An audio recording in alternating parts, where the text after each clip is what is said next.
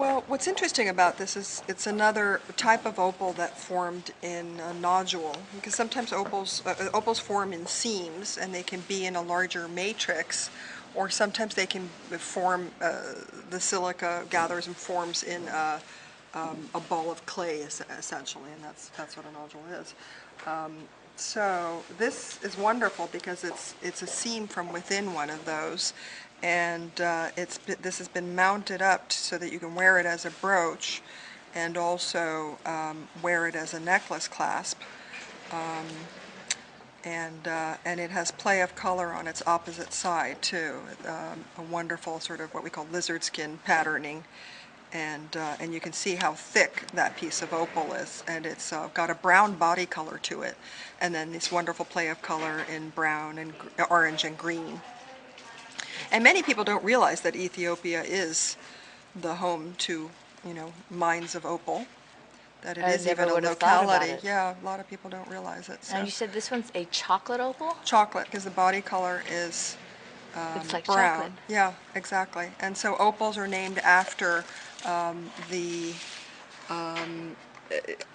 predominant color that forms the body. They can either be semi-black or white or light, or there are various names for them. So it's a very Those are beautiful. You can get into the minutiae of the technicalities of the various names. And there's it's so many shiny. different kinds. Yeah, it's got nice polish on it also. This is what we call boulder opal.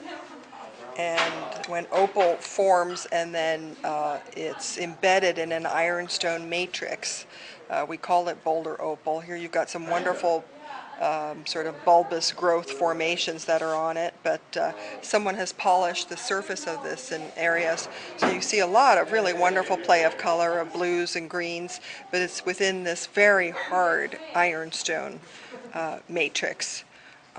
And this is a real collectible type of boulder opal.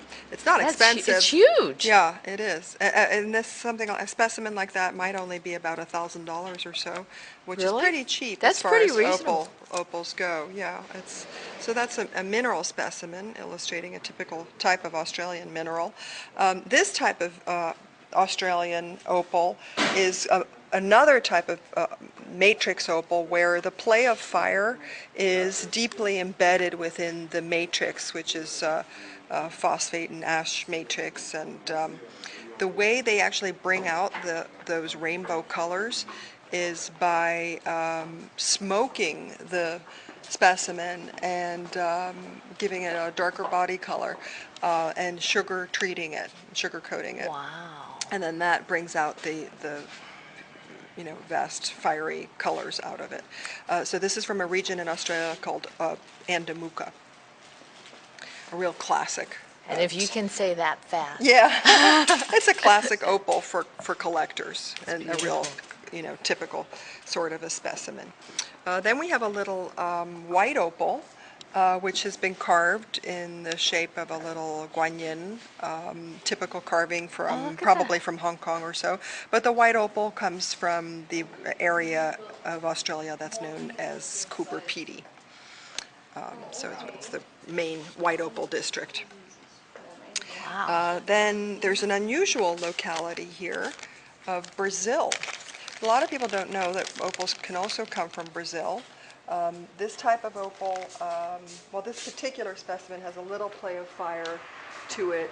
When you hold it up to the light, you get some flashes of green and iridescent, which is a quality in Spanish that they call contra luz, meaning against the light, is when you see the play of fire.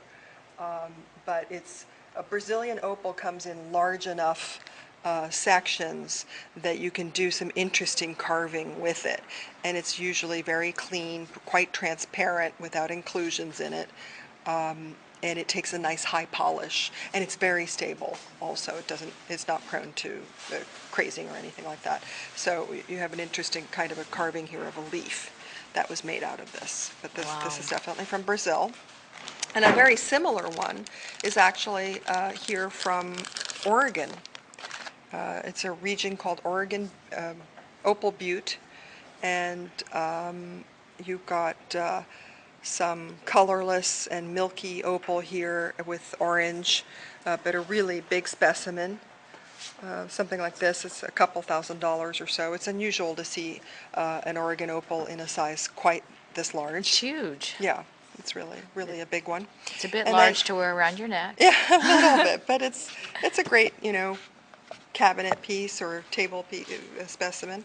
It's And beautiful. over the state border in Nevada, you get a region where the opalization, if it's not occurring in the ground, then in the case of this one, actually, this is an opalized replacement of a piece of wood.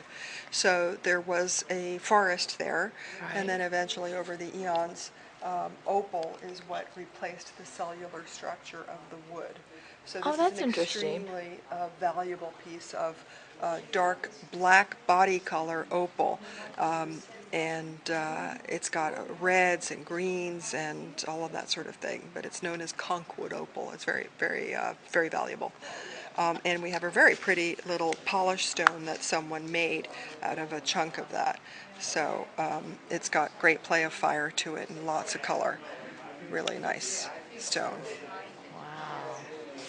And that could be mounted up, or it can serve as a companion to the rough piece, but just a really nice companion pair. It's almost mesmerizing to play with opals. It is, yeah. Like I said, they're very individualistic. There's a lot going on there, and you can understand why there's so many people who are just really impassioned opal collectors. It's such a varied stone. Oh, those are beautiful. We have some Oregon blue opals also in You do? jewelry. Yeah, we Let's have look at 'em. a necklace that's here. We're still in America. This is blue opal from Oregon. A lot of people don't realize that opal can come in a blue color as well. Now this doesn't have a play of fire to it, but it's still extremely beautiful and such an unusual color. The suite of earrings matches it. These are all set with 22 karat gold. They're beautiful. I would have expected that one. Yeah, and then next to it, this is also Oregonian opal. So when you look at this particular specimen, for instance, you see how nice it is to have this kind of strong, really strong strength of color and nice clean big pendant and that kind of thing. So this is, pretty rare actually because it's so clean and such a bright color and a nicely matched set as well.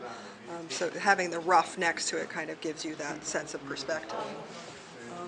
With this necklace, we go back to Australia because this has boulder opal from a region that's called Corowit.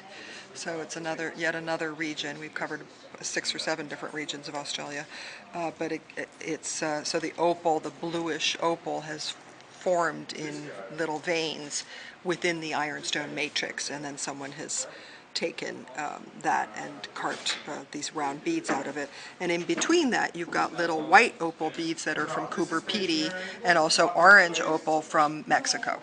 So it's a mixture of Now different kinds. this is really intriguing because you would never expect it. No, it's just a mix of all different ones. Oh, that's neat.